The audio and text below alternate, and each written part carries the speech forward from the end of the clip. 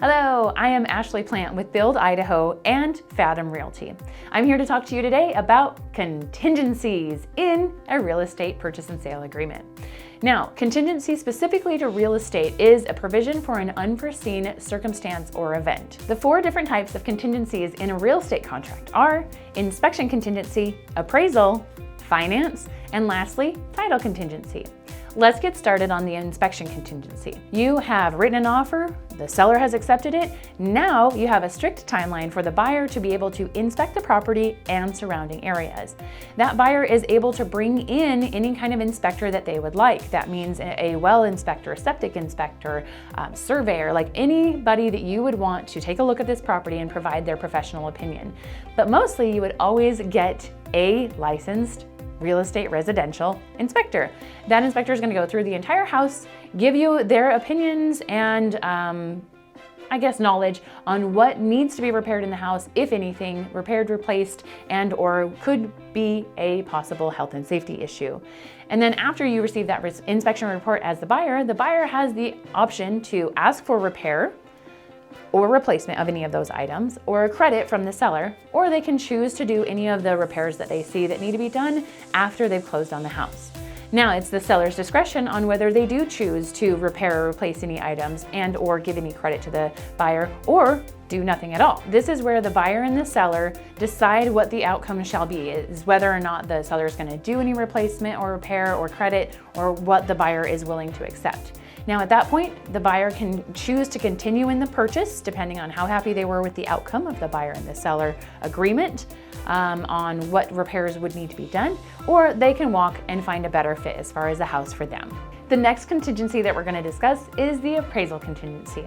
Now, an appraisal is an opinion of value placed by a licensed appraiser. Key point there, as a real estate agent, we are professionals in this market. We had better be experts in knowing what the market is and being able to tell or give an opinion about what a house should be able to sell for. That, however, does not mean that we are licensed appraisers, and the appraisal can only be given by a licensed appraiser. The financial institution that the buyer is working with will send an appraiser to the house to give their opinion of value, and then the buyer will receive that appraisal a few days after the appraiser has been to the house.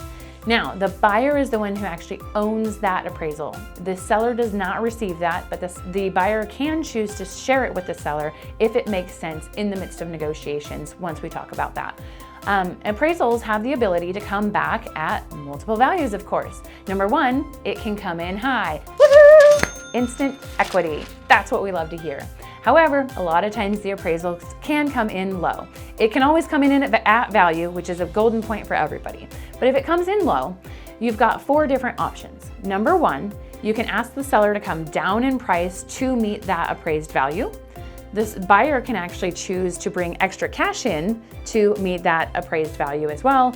Or the buyer and the seller can meet in the middle, where the seller lowers the price a little bit, but the buyer also brings in extra cash to come up to that appraised value.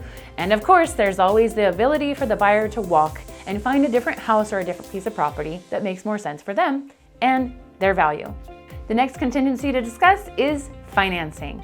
Now, this one's pretty simple. Essentially, the buyer has to have the funds available and ready to purchase the house by the close date that they agreed upon in the contract.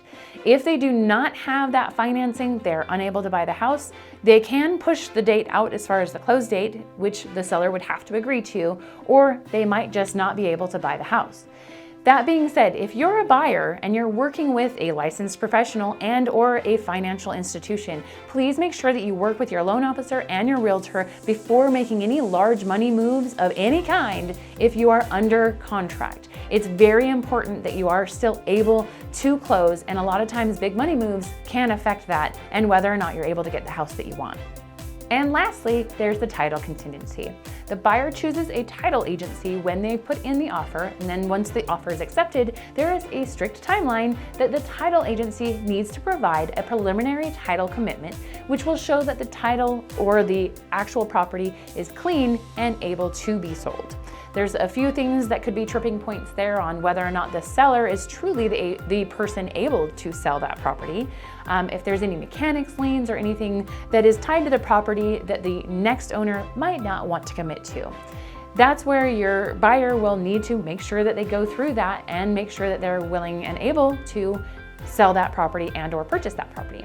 Your title agency will also be sending you over CCNRs, which stands for Covenants, Conditions, and Restrictions.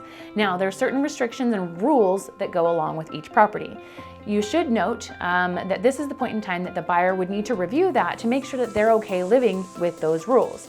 One example could be that a restriction in a residential area is you can only have one property on that entire acreage.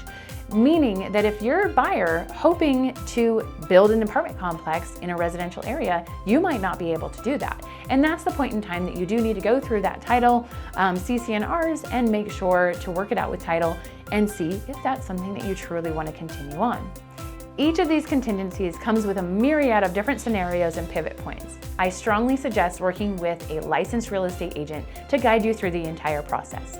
If you have any other real estate questions or any questions about these contingencies, give me a call.